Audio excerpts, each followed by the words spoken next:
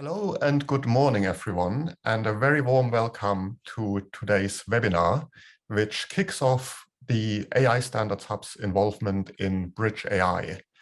BridgeAI, as many of you will know already, is a new Innovate UK program to support the adoption of AI across a number of key sectors in the UK economy. And we're very excited today to kick off the relationship and the partnership between the AI Standards Hub and BridgeAI as an initiative. We will use today's session to tell you more about the AI Standards Hub, the mission of the AI Standards Hub, the existing resources that the AI Standards Hub has available to support BridgeAI participants in their pursuits. And we will then also share with you a preview of a bespoke program of activities around standards that will be delivered as part of the BridgeAI program. We have sort of two separate audiences coming together for today's events. You may have heard through this event through BridgeAI and through the BridgeAI website, in which case you're already familiar with BridgeAI, but you may also have heard about this event through the AI Standards Hub website. And so to make sure that everyone is sufficiently familiar with the background for this, we will kick off today's sessions with an introduction, a short introduction to BridgeAI, what BridgeAI is about as a program. And we will then move on to a more detailed presentation of the AI Standards Hub, the AI Standards Hub's mission, its resources, and move on afterwards to the bespoke activities that I mentioned that will be offered around standards for AI within the BridgeAI program. We will also include a number of interactive exercises, polling exercises. We're very interested and keen to get to know you as an audience, get to know your interests, learn more about how future activities may be able to support you and your needs. And so we'll have two segments in the session that will involve interactive polling exercises to get a better understanding of your interests and your priorities. We will share the link for participating in the chat. We will use Mentimeter. So if you're interested to participate, feel free to access Mentimeter now. So it's all set up when those parts come up. Without further ado, let's jump into the first segment, which, as I mentioned, is an introduction to BridgeAI as a program. And it's a pleasure to be able to hand over to Trias Gikopoulos from Innovate UK. Trias is the innovation lead for artificial intelligence and machine learning, and will give us an overview from Innovate UK's perspective on what BridgeAI is about. Yes, over to you.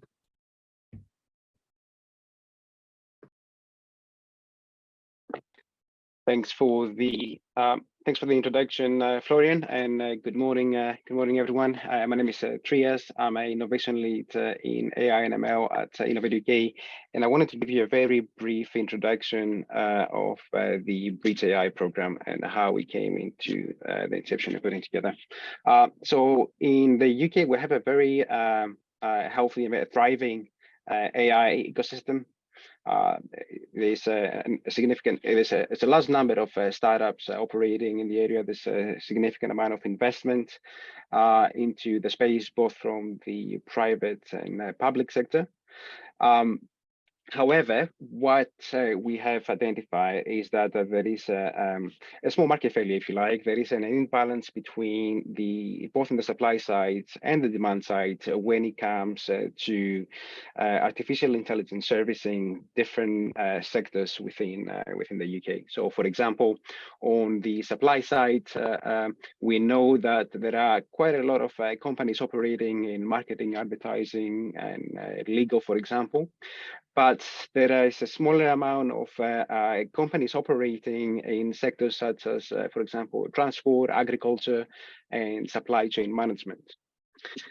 What is also true that this imbalance holds true also on the demand side. So we have some industries being more proactive in adopting artificial intelligence and machine learning in the day-to-day operations, with, for example, having IT and telecoms being quite leading on AI adoption, whereas, for example, other sectors such as education are lagging a bit behind.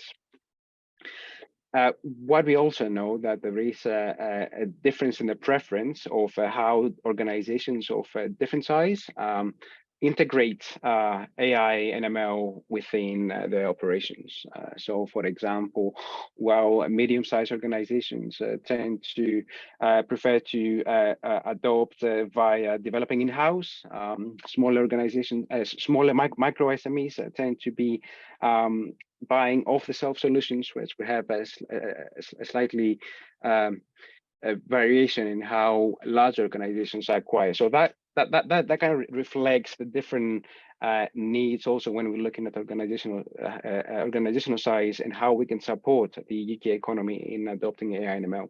So back in 2021, the UK government published the National AI Strategy, and specifically under the Pillar 2, there is a strong incentive and a priority in order to ensure that different sectors, but also different regions in the UK economy can benefit from the AI and ML in adopting them in order to improve productivity within those sectors. So this is, of course, a global opportunity with significant benefits across the economy, and it does kind of match matches between some challenges that we are facing, and then AI can provide some of those opportunities to solve those challenges. For example, while there has been some slowdown in the productivity in the UK, there is the potential for AI to uplift the economy in terms of both productivity and GDP. There is a skills gaps that to a certain degree limiting adoption, but at the same time, we have a very strong AI ecosystem. And while there are some industries that are lagging behind in AI adoption, at the same time, we have in the UK, we have very strong and world-leading research in AI and ML. So what we did at Innovate UK is to put a holistic, if you like, program together that seeks to address different barriers. And so, for example, we're putting together, providing grant funding, setting up innovation networks, providing support for ethical and responsible AI, upskilling programs, and more to address those different barriers that we have identified. And we're doing this, we're working with a number of strategic partners, for example, the Alan Turing Institute, the Hydro Center, Digital Catapult, BSI, and in collaboration with, of course, Innovate UK, KTN. We're providing a diverse range of instruments that help the key sectors that are the construction, transport, including logistics and warehousing, creative industries, and agriculture and food processing. This is just a timeline with a number of the grant funding activities that we have in place. And just wanted to draw your attention that if you're not already registered, I would encourage you to visit BridgeAI.net. There is a QR code that you can use to follow to this site, and obviously we currently have published different opportunities that you can currently absorb, either with this for innovation vouchers, access to upskilling and training, and of course more opportunities will be published in due course. And with that, I would like to pass on to the next speaker, please. Thank you.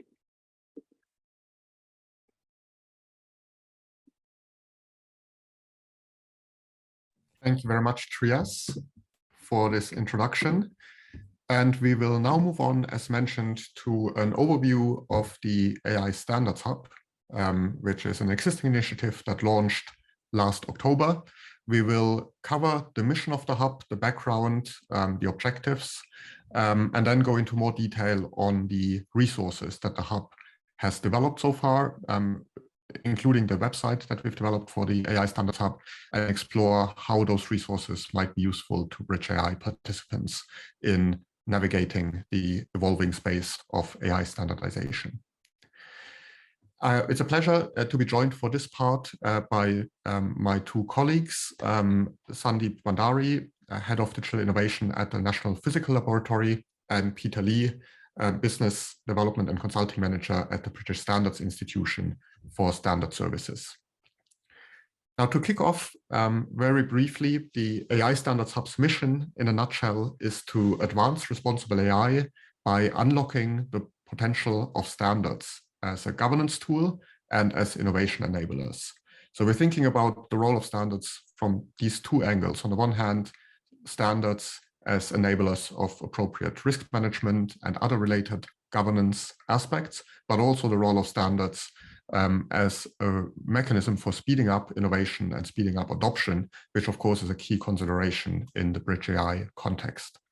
Now, within that mission, there's a particular emphasis on empowering stakeholders to become more actively involved in the international AI standardization landscape. And that includes empowering stakeholders to become more actively involved in the development of standards, as well as to empower them to make informed use of standards once they have been published. In terms of the organizations behind the hub, as I've just suggested, in terms of the speakers that you'll be hearing from, the AI Standards Hub is a partnership between three organizations: the Alan Turing Institute, which is the National Institute for Data Science and AI, the British Standards Institution, the UK's national standards body, and the National Physical Laboratory, the National Measurement Institute for the UK. And we're working very closely with the UK government, in particular the Department for Science, Innovation and Technology, in delivering the hub. And I'll now pass over to Sunny to go into a bit more detail on the motivation. Brilliant. Thank you, Florian. I hope you can see me and hear me okay. Good morning, everyone. And just a quick intro to MPL. So MPL, as Florian said, is the UK's National Measurement Institute and a leading national lab for science, innovation and technology.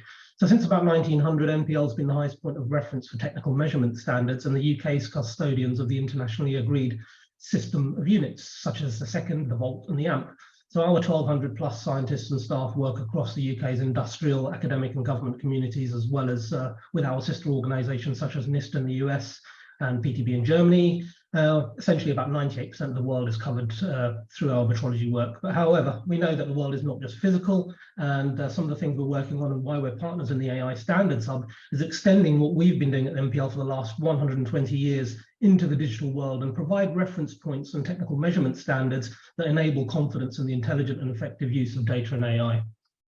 So the UK's AI journey kind of started in around February 2020 from a government perspective, where we published the first government guidance on auditing AI.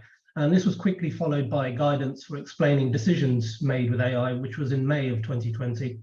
And then very quickly again, followed by guidance on AI and data protection and the kickoff of work on the National Data Strategy towards the end of that year.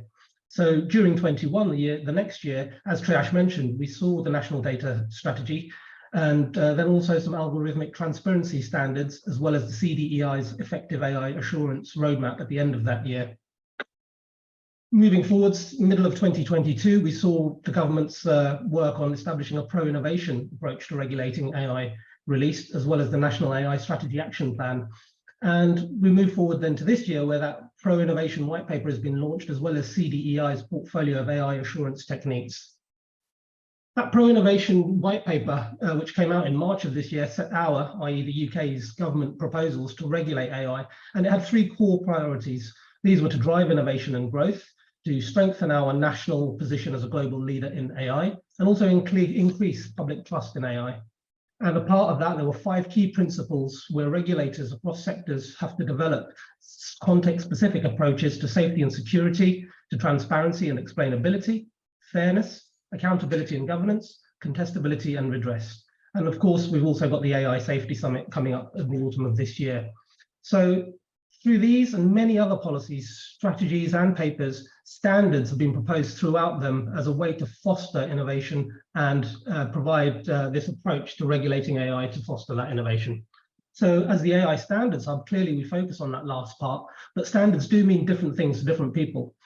My colleagues at BSI, for example, lead the national standards development work on the international stage for the UK. And NPL kind of works in the technical side of this. So looking at technical measurement standards, which often, but not always, but often takes place before we get to the BSI part of the standards world. In some cases, many years before. Could I move to the next slide, please?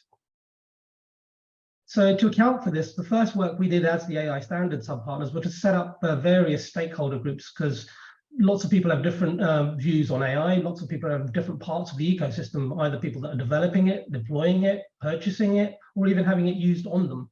So we wanted to understand what the needs of all these various stakeholder groups were, and also the levels of understandings, and seek their inputs into what they would like to see the National AI Standards Hub actually do.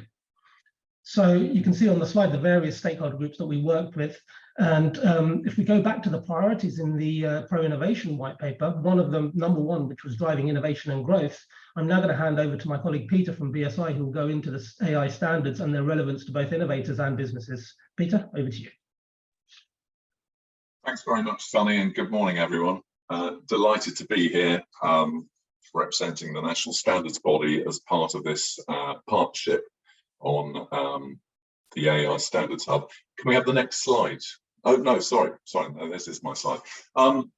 So why is this all relevant to businesses? Well, standards have been developed for over a century now to really support businesses agree consensus on what best practice looks like. And in the world of AI, we've actually been working with our international partners via ISO on standards in machine learning and around sort of some core data standard principles since around 2015. So we've now developed quite an extensive portfolio, and Florian will come on to this in a bit more detail about how that's sort of sliced and diced and how we're making that available for you. But as Sunny also mentioned, that the standards have been referenced in some key government documents, some key strategies about the importance of standards to support getting products and services to market that can be trusted, and issues around quality and safety and assurance, the issues around ethics for AI and ethical development of AI. So we've got a number of items here, and as you'll see on the database, you can search around key topic areas of interest to find the relevant standards for you that we're helping surface to help you access that best practice that's been agreed through consensus with industry, both suppliers and buyers of technology, and governments and other interested stakeholders.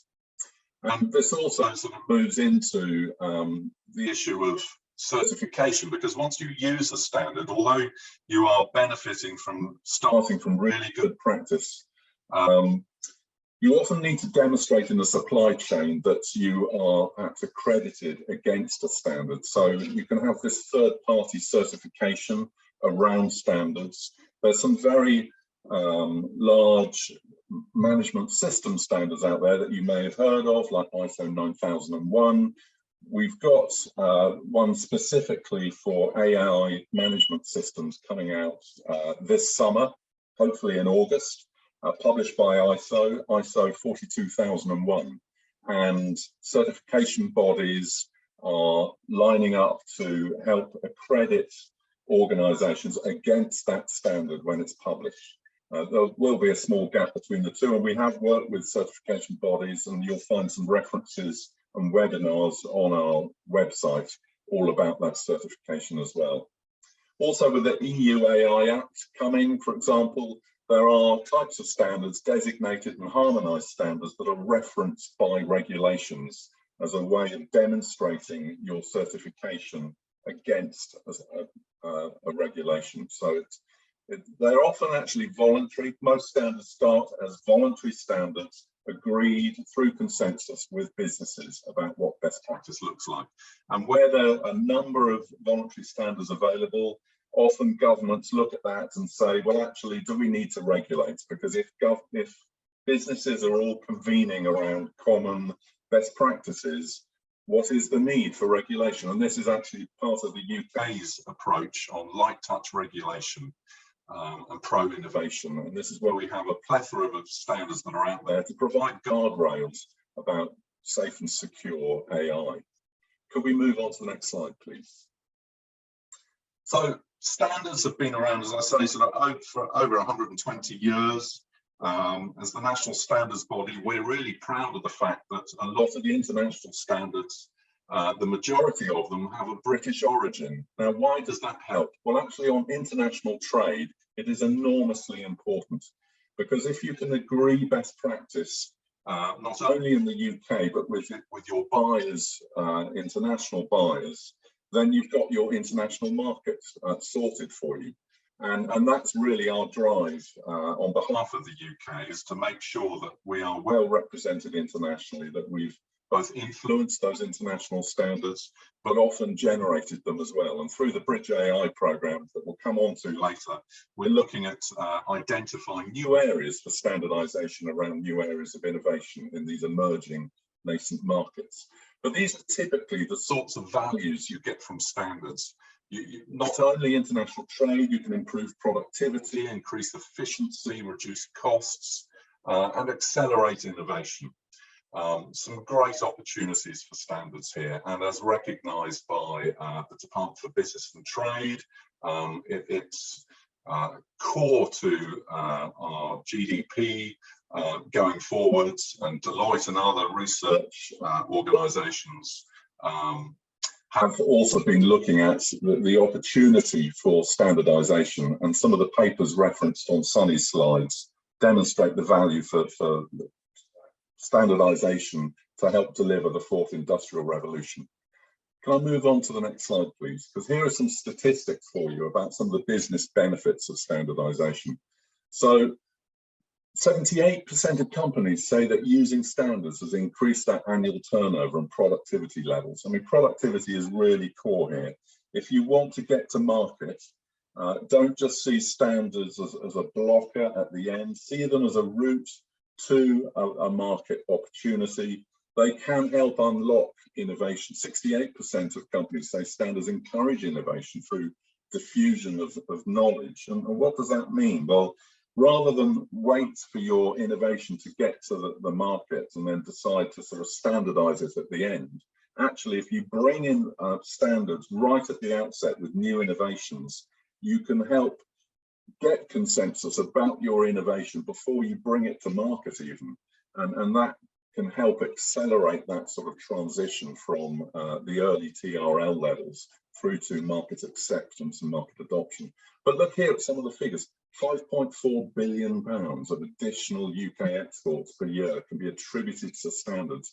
And the one on the right, bottom right, 38% of all UK productivity growth since the year 2000 is estimated to be attributable to standards. I mean, these are fantastic opportunities, and we would really urge you to, if you haven't used standards before and you are in this space, to really look at using what standards are out there now. We're here to help you adopt and make use of standards. With that, I'd like to hand over to and back to Florian. Thank you. Thank you, Peter. So having gone through the mission of the hub, the motivation for setting it up, let me share a bit more about how we have been going about in pursuing the hub's mission. And as part of that, give you an overview of the resources that we have created on the hub's website. Now, at the general level, the hub's strategy is centered around 4 pillars of activity. The first pillar is what we call the observatory, which consists of a couple of databases that Peter has already alluded to, one database for AI standards and one for AI-related policy items, both policy in the UK and policy in other jurisdictions. The second pillar is around community and collaboration. So this is where the hub seeks to bring together stakeholders, both through online formats and online discussion forums, but also through live events, including live events such as this one, bring stakeholders together to explore needs around AI standardization, discuss what standards might be needed, explore challenges around the use of standards, and so on and so forth. The third pillar is around knowledge and training, where the hub provides a combination of e-learning materials that can be found on our website, as well as in-person events, either in-person or virtual live training events. And then the final pillar is around research and analysis. That's the pillar that involves the hub conducting research that provides strategic insights into AI standardization, but also the broader AI governance landscape and the relationship between, say, standards and regulatory developments, for example. Now, The hub is more than the website. Through the pillars that I've just summarized, you can see there's a program of research, there's a program of live events, but the website in many ways forms the backbone for what the hub is trying to achieve. And that's the place where you'll find a lot of the resources that have already been mentioned. That's where you will find interactive online discussion forums, you'll find our e-learning modules, you'll find event announcements, including recordings of past events if you're interested in watching some of those. The website overall is sort of designed as an interactive platform, which means you're able to set up a user account that then enables you to engage with a variety of interactive features, connect with other users, exchange messages, share your views through the discussion forums, and so on. Now, I'll take a couple of minutes for a short deep dive and a demonstration on what for many users is sort of one of the key components of the website, which is the AI standards database that has already been mentioned. Now, the AI standards database can be found easily through our homepage. The main starting point for using the standards base is the landing page, which you can see now, which includes a keyword search function, but it also includes a number of different filter menus that allow you to filter for standards, say, based on the domain, which is a particular sector of AI use, in this case, transport, a particular topic such as safety. You can also filter for standards that are freely accessible. And once you've made your selection, you'll get sort of the filtered search result, which lists sort of a summary view of each standard with some key information, such as whether the standard is published or not. You can then look at the detailed page for each standard that you might be interested in. For a lot of standards where intellectual property rights allow, you can find an abstract that summarizes the content of the standard, and you can then visit the link that leads you to the page where the standard is published and accessible in its full form. There are also standards references, so lots of standards contain references to other standards, and where the reference standard is available in our database, you can directly access it by clicking on that link. There are a number of interactive features that you can see here, letting the community know about whether you have been involved in the development of a standard, whether you would like to be involved, or whether you have used it in the past. And that's a way of signaling that to other users and enabling other users, for example, to reach out to you.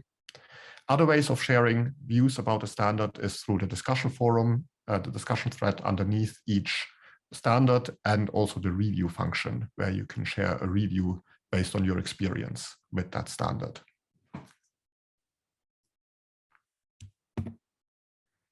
I also thought I would share a quick snapshot of the content of the database. The database has been growing over the last few months, and we currently have almost 350 standards in the database. Those can be broken down in various ways. They include a large set, a majority of AI-specific standards. So those are standards that are designed specifically to apply to AI technologies. There's also a side component of what we call AI enabling standards. So those are standards that are not focused on AI, but are relevant to AI, such as standards for data governance or IT governance, for example. The database crucially includes published standards as well as standards under development, and you can see a breakdown here. So there's a large number of standards that have already been published, but also a significant number of standards in the pre-draft and draft stage. We distinguish between horizontal standards. Those are standards that cut across sectors and use cases of AI, and then a growing number, that's a very active field, of AI standards that are being developed that are meant to apply to the use of AI in particular sectors or in particular use cases. One feature of the database that I didn't mention earlier, and that's crucial related to the fact that we have standards under development in our database, is that when looking at a standard in the database, you are able to follow a standard if you set up a user account, and that will then enable you to receive updates for a standard, for example, that might be in the pre-draft stage. Once it moves into the draft stage, you receive a notification, including a notification that points you to the public consultation period that exists in many standards development processes. Moving on, a short preview or overview of our online training offerings. As mentioned, these can also be found on our website. It's a suite of e-learning modules. Those modules cover, broadly speaking, two areas. Firstly, knowledge around standardization, both the standards development process and the use of standards, including aspects such as certification. And then on the other hand, knowledge about best practice for AI. In other words, sort of the kind of knowledge needed to contribute to the development or drafting of a standard. Those e-learning modules include contributions from all three partner organizations, the Turing, BSI, and NPL. And again, all of those are accessible via our website. Now, this concludes our overview of existing resources. I will finish by simply highlighting very briefly different ways of getting involved in the hub and staying up to date. The website has already been shared through the chat, aistandardshub.org. We are on Twitter. We're also on LinkedIn. And different ways of engaging with the website and the community is, of course, through exploring the platform, setting up a user account, signing up for our newsletter. The link for that will be shared or has been shared in the chat as well. And then watch out for upcoming events on the Hub's event page. Now, with all of that said, we will move on and jump into the first interactive component of this session. As mentioned, we're very keen to get your input and get to know you better as an audience, capture some of your interests and also some of your prior experience, understand to what extent you have used standards in the past or to what extent you're familiar with AI standardization as a field. So the Mentimeter link has been shared in the chat. I see 20 users already online. I see that number going up. So please, if you'd like to participate, use the link that's shared in the chat, and we'll move on to the first question, which is a very simple question about whether you have been involved in standards development through standards development organizations such as BSI or ISO in the past. So we'll just take a moment to watch the results for this come in. There are, of course, many other standards development organizations. BSI and ISO are examples. There's IEC, IEEE, CEN-CENELEC, and ETSI at the European level. So all of those would be considered relevant examples.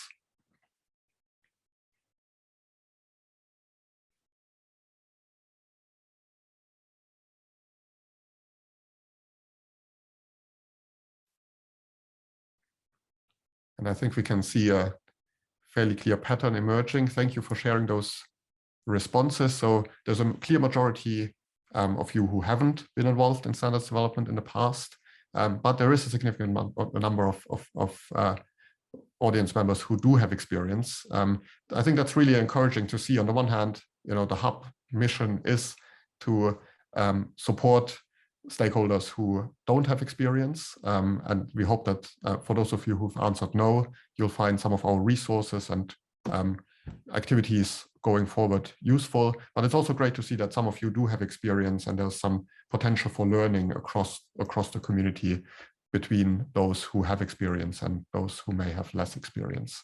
So let's move on to the next question, which is a question about the use of standards. So we'd be interested to hear to what extent your organization has used standards as part of your organizational processes.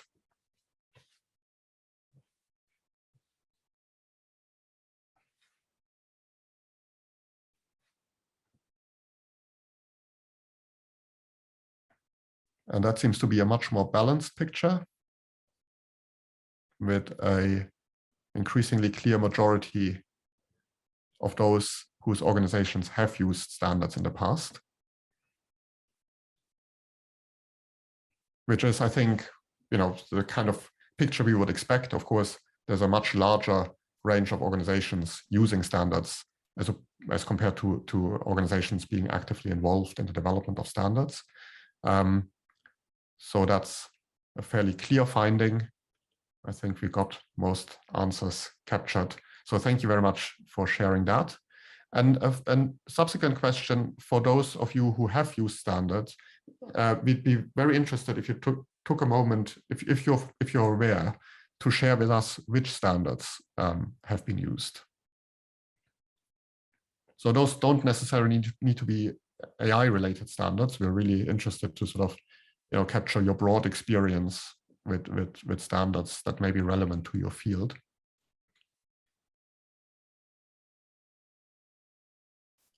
And I see that includes the draft of 42001 that Peter mentioned earlier. So that's interesting. And I think a sort of a clear trend of ISO 9000 and 27000 as particularly prominent series of standards at the international level.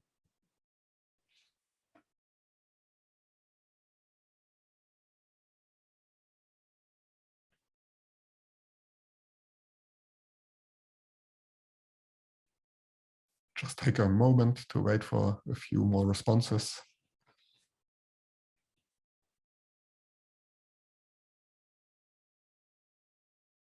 But yes, 9000 and 27000 are clearly the most prominent examples here.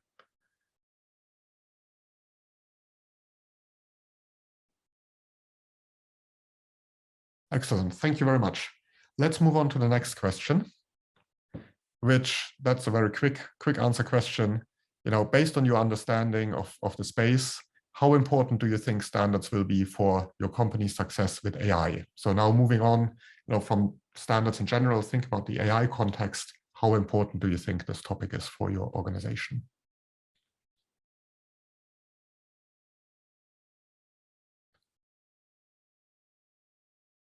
And it seems like there's a very strong trend for answers that lead towards very important, or at least a high degree of importance, which is very encouraging to see, in the context of this discussion and in the context of the mission that we're trying to pursue, which is of course based on the premise that those standards will be really important. So that's really positive to see. Let's move on to the next question. I think we've got a couple more questions in this segment, which is starting sort of to move into thinking about what kinds of activities and what kinds of resources might be needed or would be useful for you to be more actively involved in this space. So this is first a question around the use of published standards. We then have a similar question about being involved in the development of standards. And I realize this is going to take a little more time to respond to, because quite a range of different answers that we're trying to capture. But the broad question is, to what extent is your ability to use published standards impacted by a range of different potential challenges, including the difficulty of knowing what standards exist in the first place, the difficulty of identifying standards that are relevant, the difficulty of accessing the content of standards, potentially the limited understanding of the roles that standards can play in a regulatory context, lack of expertise to interpret and assess the content of individual standards, and then at a cultural level or organizational level, a lack of precedent that may exist in an organization for using standards.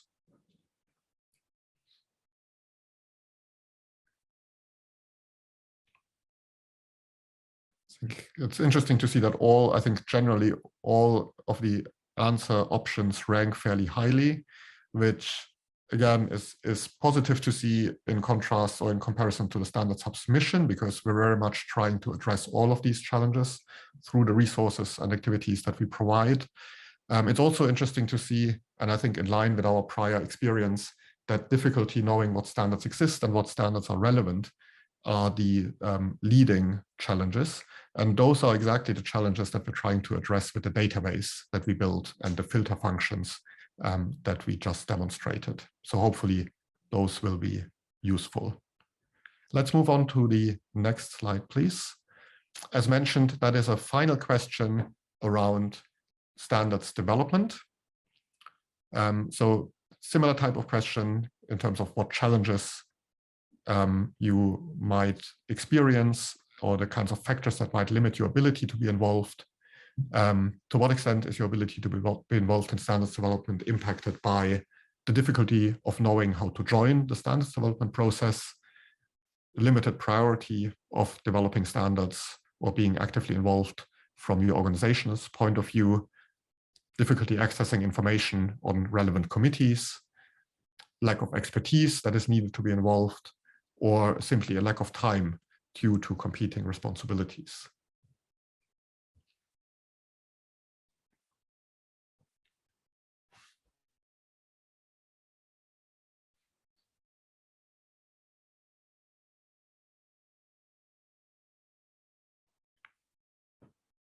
And as with the previous questions, in a sense, all of these factors that we're trying to capture here are factors that the AI Standards Hub seeks to address. So again, hopefully you can see that there's a high ranking for all options. But the options that come out most strongly is sort of the difficulty of knowing how to join the process and the difficulty of accessing information about individual committees.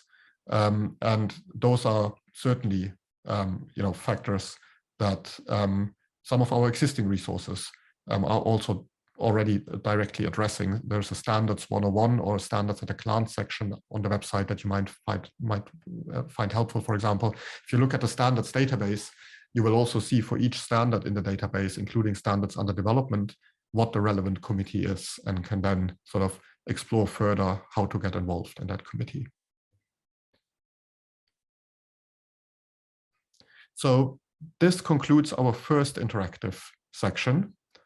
We will now move on to the final information sharing part of this session, which is an overview of the bespoke activities for BridgeAI around standards that will be forthcoming. And I will hand back to Peter for an overview of that. Thank you, Florian. Could I have the next slide, please?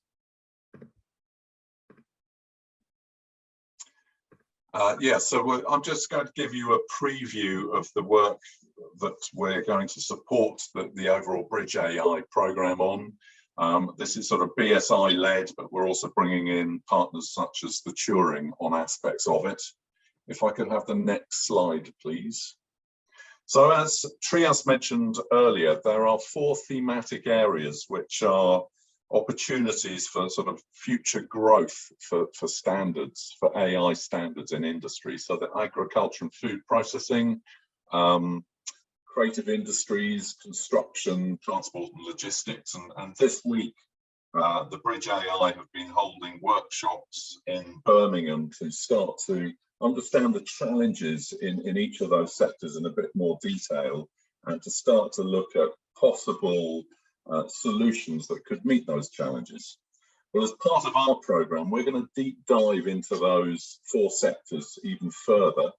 And this is part of our standards development process. We like to really get under the skin of, what are the issues, why perhaps standards don't exist, are they not adopted, are people not aware of the opportunities of using data and data models and insights from data that could link into AI systems to help automate the use of data. And so we're going to run these workshops really starting late September, October through to November to look at those 4 sectors, holding a couple of workshops in each area. But to help inform those workshops, we're currently doing some desk research and we'll be holding interviews with people across the BridgeAI program. There are already over 2,000 people registered in the program with interest and have identified which sectors they're particularly interested in or involved in. And so we'll be using samples of those people to give us those insights. And we'll surface some of those issues at the workshops, drill into more detail, and then we'll also, because we'll have the sort of quality information, we want to get some quantity. So we'll be running some further surveys in the autumn as well to really help validate some of the issues. Now, what do we do with that information? Well, once we've captured it, that helps inform our standards development process. we start to build matrices to look at. We've got large catalogues of standards that are out there, over 110,000 international standards around the world, but we want to drill into these 4 sectors to find out what's most relevant. And that will help us really surface the most relevant standards, and by bringing in some experts, we can then do some heavy lifting for you to signpost people to the standards that are currently out there, and to help us identify where there may be some gaps in standards. And with that, if we could move on to the next slide. So through the workshops, etc., we're having found out those challenges, we'd like to really help businesses understand, how we can go about addressing those challenges. So we'll be providing some advice and guidance. Clearly, there are many thousands of people interested in this program, so we'll be trying to do it on a sort of one-to-many basis through webinars, but also workshops where people can come in and discuss issues.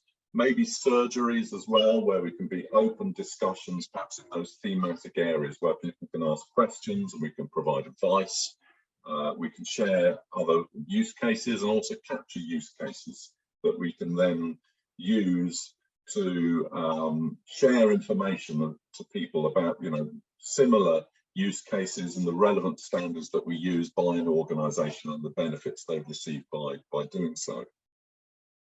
We're also offering up some online forums to support this.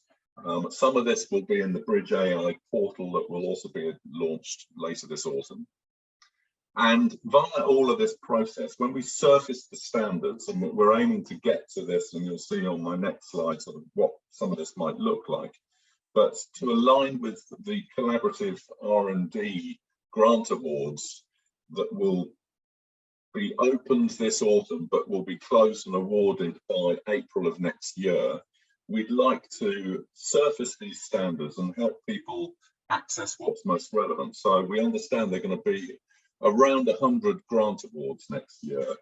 And for each of those awards, it will be really useful to signpost people to the most relevant standards to their projects and programs, whether they're developing AI or adopting AI.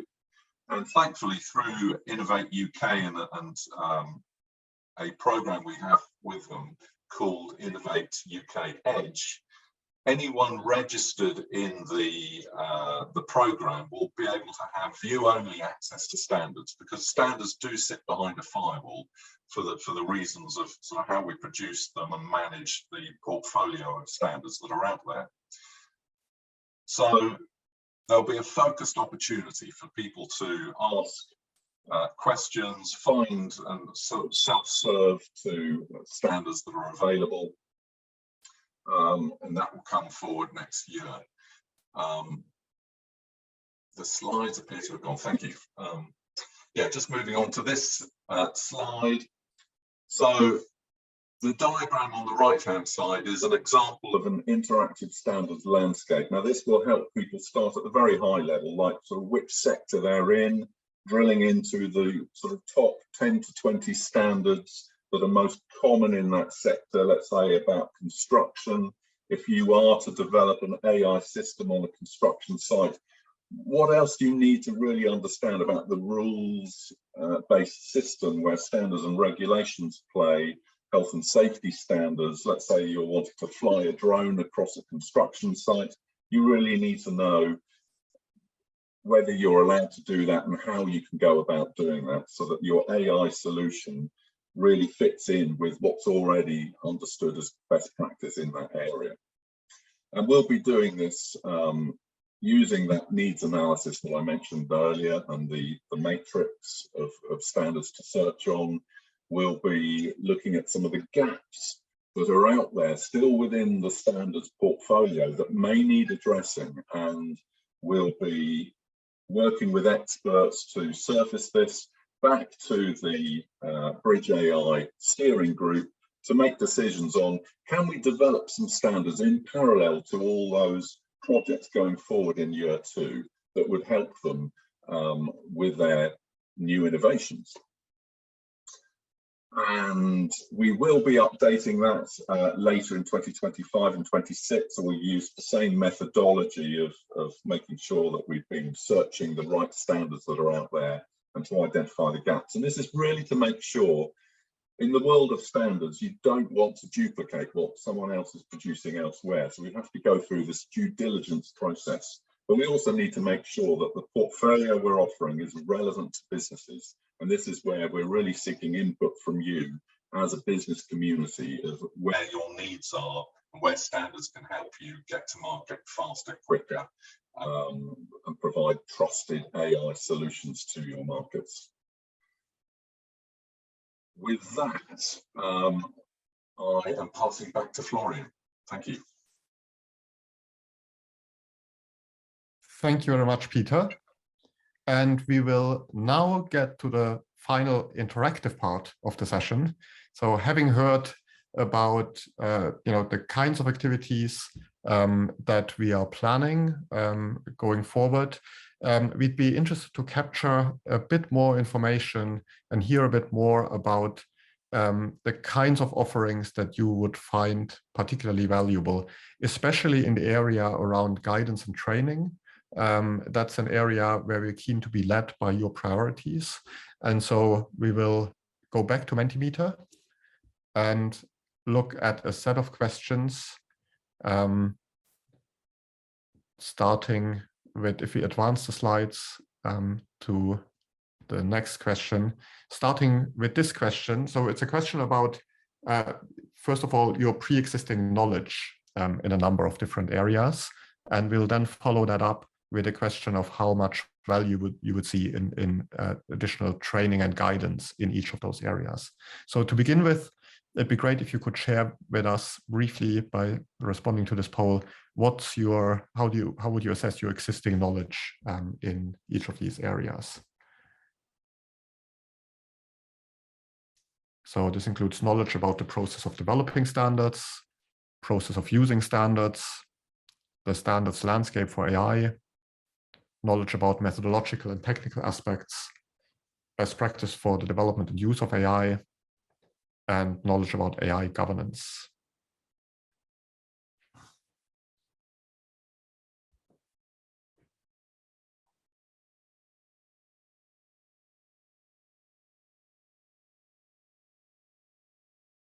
And there seems to be a leading contender around knowledge about the process of using standards, including certification. So that's very useful input. Knowledge about methodological and technical aspects of AI, and development of use of AI, best practice, also come out very strongly. And that is really good to see, because there's, of course, a much wider range of support offerings as part of BridgeAI across the delivery partners from BridgeAI that will touch on those areas. It's not just the standards related support offering that will be relevant to that. Let's move on to the next slide, please, which is a slide about what need you see for guidance and training materials in each of those areas, acknowledging that you might have your priorities might not be equally distributed across these areas. So if you could please take a moment to share with us how much value you would see in offerings in each of those areas.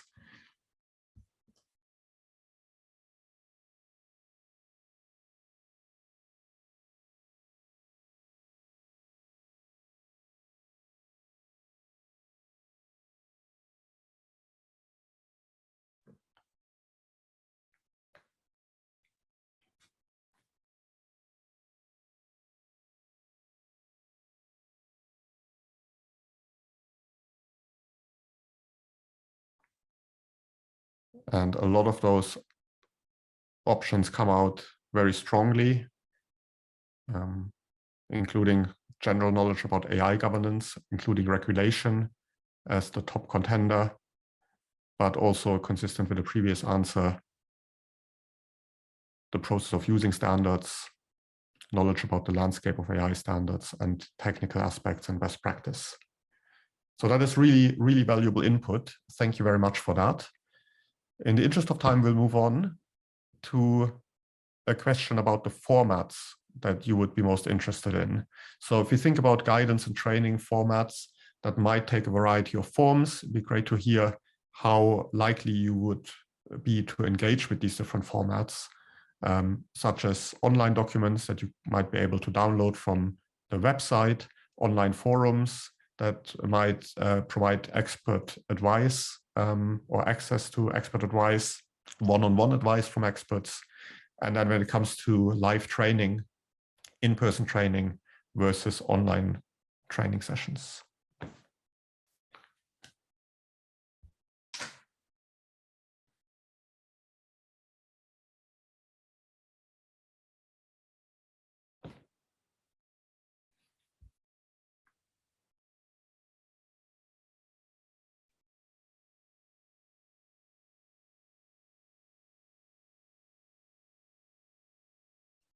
And it seems like the leading contenders here are documents available to download and online group training,